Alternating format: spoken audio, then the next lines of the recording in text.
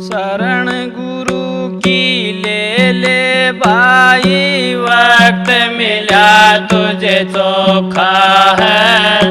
नर्तन पाई भक्ति करण को लगा खास ये मौका है।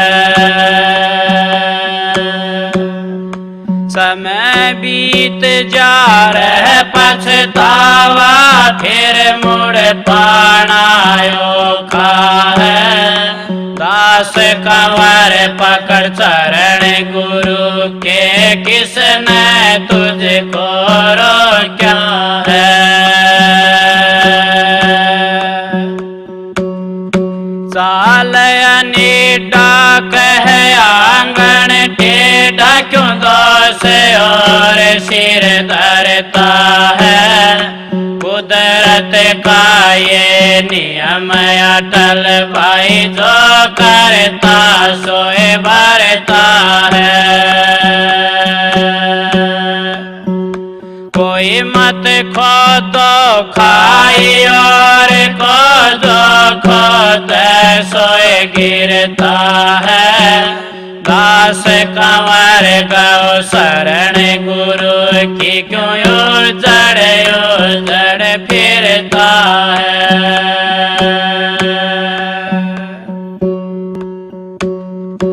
हम दर्श भिखारी आए, सतगुरु थारे दरबार में। हम दर्श भिखारी आए, दाता थारे दरबार में। हम दर्श भिखारी आए।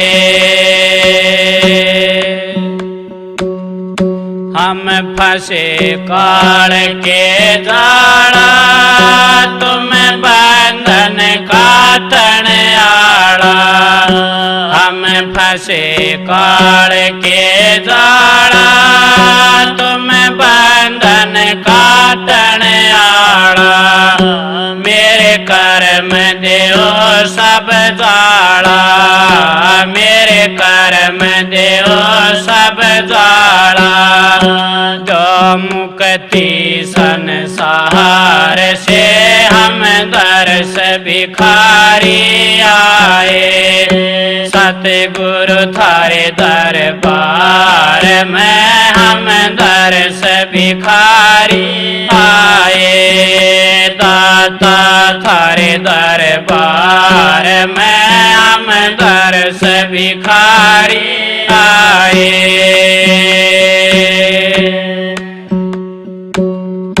ये कुल कुटुंब परिवार, देखा जाड़ पिछोड़ के सारा।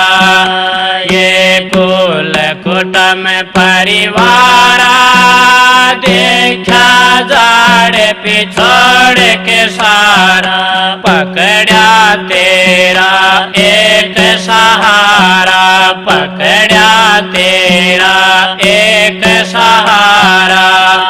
लागी है नजर दीदार से, हम दर्श भिखारी आए। सतगुरु थारे दरबार में, हम दर्श भिखारी आए।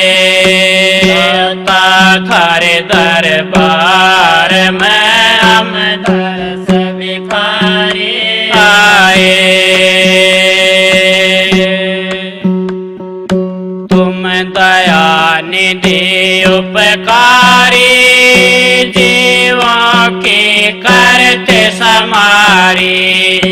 तुम दया निधि उपकारी, जीवों की करते समारी। डूबतों को कर दिया पारी, डूबतों को कर दिया पारी। पकड़ बीच मझधार से, हम दर्श भिखारी आए। सतगुरु था थारे दरबार में हम दर्श भिखारी आए। दाता थारे दरबार में हम दर्श भिखारी आए।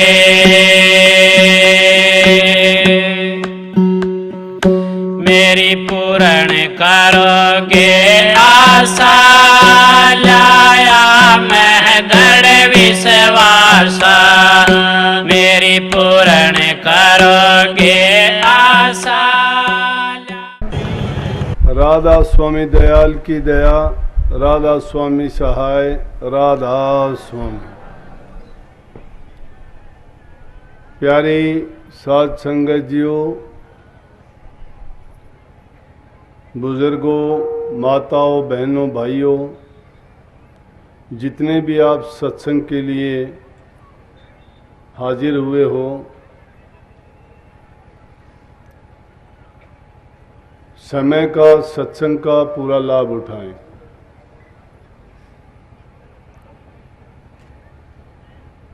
साल में यहाँ एक सत्संग आपको मिलता है। आसपास में होते रहते हैं, लेकिन यहाँ इस शाखा में हमारा प्रयास होता है कि एक सत्संग तो मिलना ही चाहिए। समय भी लगभग यही रहता है।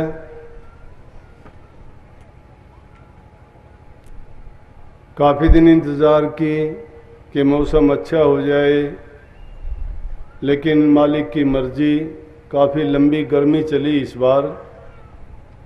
इस कारण से 2-3 महीने बीच में सत्संग के कार्यक्रम नहीं हो पाए। उसकी कमी को देखते हुए अब मैंने फैसला किया कि अब सत्संग 10 दिन में, 12 दिन में, 15 दिन में ज़रूर हो जाना चाहिए, ताकि जितनी भी सत्संग शाखाएं हैं, जो सत्संगी नहीं पहुंच पाते उनको सत्संग का लाभ मिले। वो नहीं पहुंच पाते तो मैं खुद ही वहाँ पहुँच के सत्संगियों के लाभार्थ उनकी शाखाओं में सत्संग का कार्यक्रम रख देता हूँ।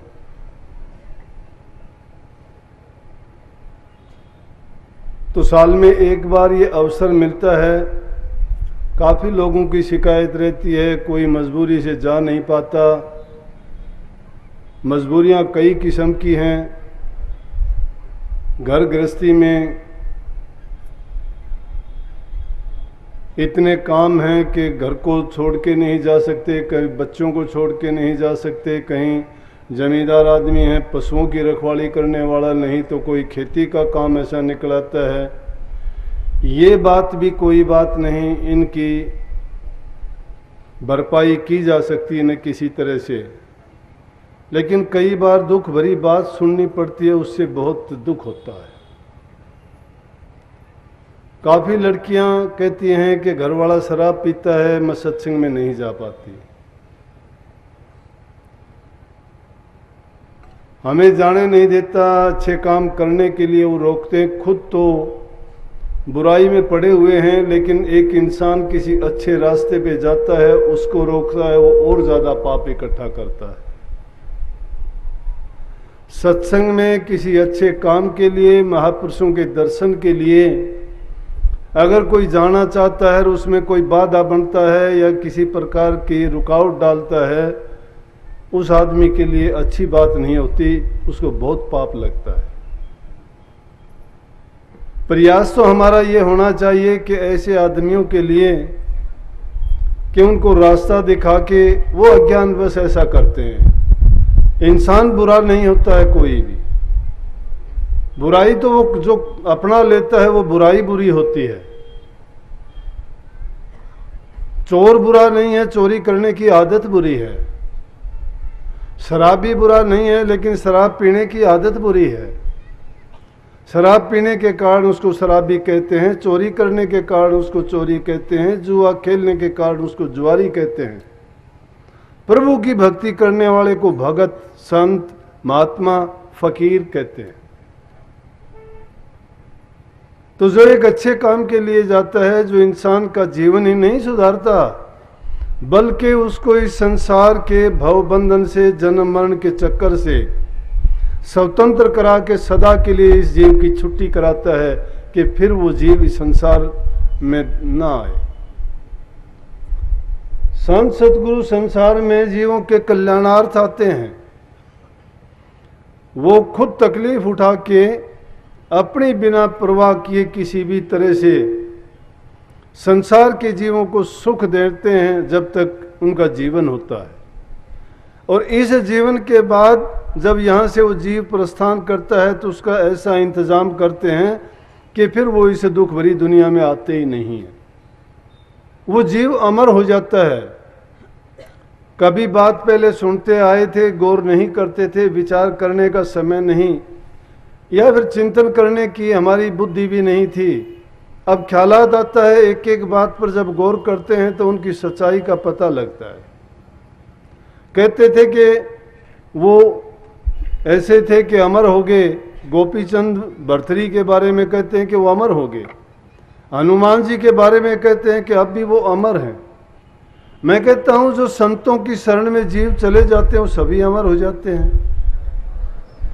अमर होता कौन है? मरने वाला तो मरता है, जो मरता नहीं वो अमर हो जाता है। तो जो जन्मेगा नहीं वो मरेगा कहां से? इसलिए संतों के पास वो दवाई है जो जीव को देने के बाद में वो दोबारा जन्म नहीं लेता। तो अमर हुआ कि नहीं हुआ? शरीर की अमरता की बात नहीं है। इस जीव की जो गले की फांस बनी हुई है उसको संतों का नाम काट देता है, उस फांस से मुक्त करवा देता है, फिर वो संसार में नहीं आते।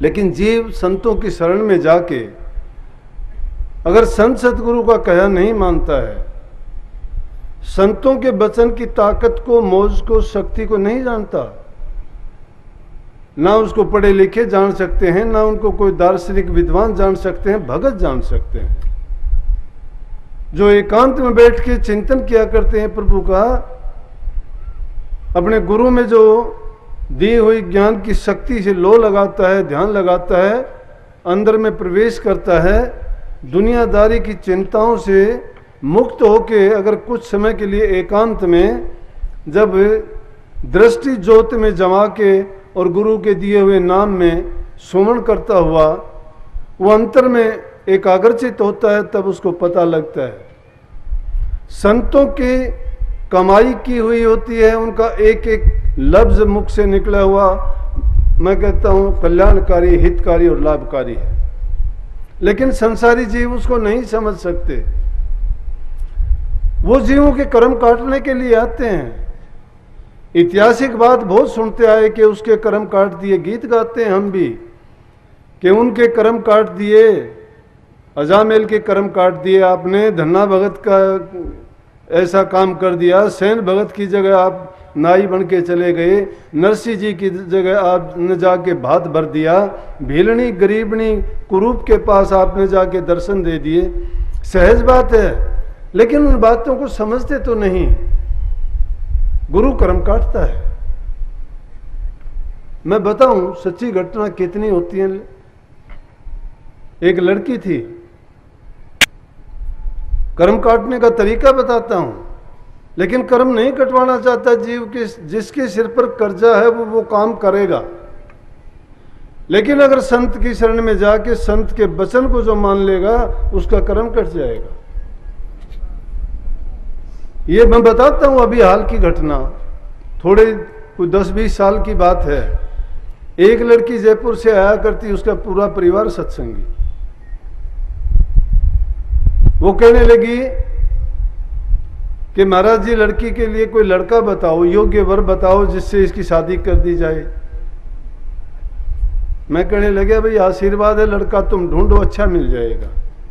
कुछ दिन के बाद में उन्होंने जयपुर से जाके फोन किया कि लड़की तो कहती है मैंने लड़का देख रखा, मैंने शादी उससे करनी है। मैं कहने लगा लड़का कौन है? बोला लड़का तो दूर का है, कहीं का। मैं कहने लगा उससे तुम्हारे आचार विचार मिलते हैं, घर परिवार को आप जानते हो, नहीं जानते। आपने लड़का देखा है? बोला हमने नहीं देखा। लड़की कहती है बहुत अच्छा लड़का है, लेकिन वो जहाँ का रहने वाला था, मैंने कह दिया मैं हाँ ऐसा लड़का है तो वो तो मांस भी खाता होगा। बोले कि हाँ खाता है, लेकिन वो लड़की का जवाब था कि कहता है शादी होने के बाद मैं छोड़ दूंगा। तो देखो गौर करने की जो बात ये है, वो बात तो ये थी कि उस लड़की का और लड़के का कर्म था, ये पिछले जन्म का संस्कार, रोक नहीं सकता उसको कोई। शादी तो उनकी होनी थी क्योंकि कर्म का कर्जा था दोनों के सिर, इसीलिए तो वो कहाँ का वो कहाँ की मेल मिला।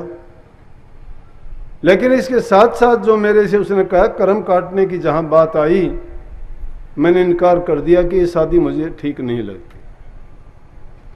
उसके माँ बाप ने बहुत समझाया, वो नहीं समझी तो मेरे से ही कहने लगे जी मानती नहीं है, आप कहो कुछ, आप बताओ। तो मैं उनकी मंशा समझ गया कि वो मेरे से ये कहलवाना चाहते हैं कि अगर ऐसा है तो करो शादी।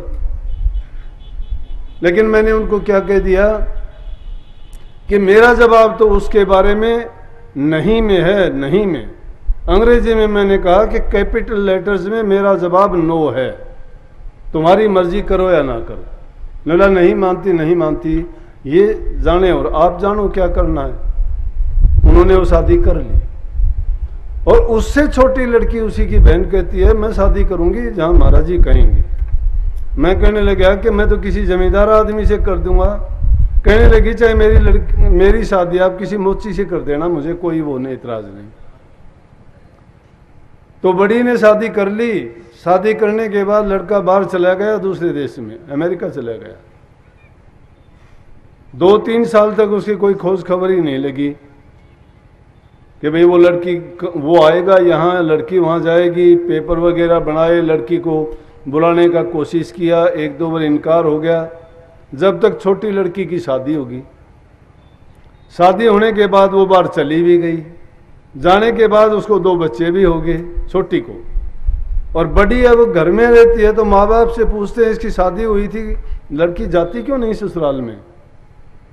तो वो क्या करती है, मेरे पास आके रोने लगी कि जी मेरे से भूल होगी, गलती होगी, मैं अब क्या करूं। वहाँ मेरे से सवाल करते हैं, मैं आश्रम में रह जाऊं। मैं चलो रह ले। आश्रम में रही कुछ दिन के लिए। तो वो क्या करती, 2-4 महीने यहाँ रुक जाती, 10-15 दिन वो जयपुर जाके फिर आ जाती, ताकि और लोगों को ये हो जाए कि ससुराल होके आई है। चलो उसका फिर वहाँ जाने का हो गया, बाहर चली गई। अब बाहर चली गई, वो तो कर्म था उनका। वहाँ जाने के बाद अब भी 1 हफ्ता पहले मेरे पास फ़ोन आया, उनका बीच में काफ़ी झगड़ा हुआ। झगड़ा होने के बाद पुलिस बुला ली। पुलिस ने दोनों को अलग कर दिया। लड़के के ऊपर ये लगा दिया कि तू 200 गज के एरिया में जहाँ ये रहती है आ भी नहीं सकता। चलो फिर भी मेरे मन में थोड़ी ये आई कि लड़के का जो भी है कसूर किसी का भी हो, लेकिन गलत हुआ। मैंने उसको कहा, समझाया कि तूने एक तो गलत काम किया कि बिना मर्जी के, हमारी मर्जी नहीं थी कि तू ये काम करती, लेकिन मर्जी से कर भी लिया तो अब उससे भी बुरा कर रही है। दोबारा से उसको कहा, समझ में उसको आई, पुलिस में बयान दे दिवा के, और उसको लड़के को फिर इजाज़त मिल गई, वो फिर इकट्ठे रहने लगे। लेकिन इकट्ठा क्या रहना जिसके मन नहीं मिलते हैं, और मन भी किसके कहने से मिलेंगे, उनका तो वो तो कर्म का कर्जा था, चुकाना ही चुकाना था। वो ऐसा होना था, ये भी नहीं है,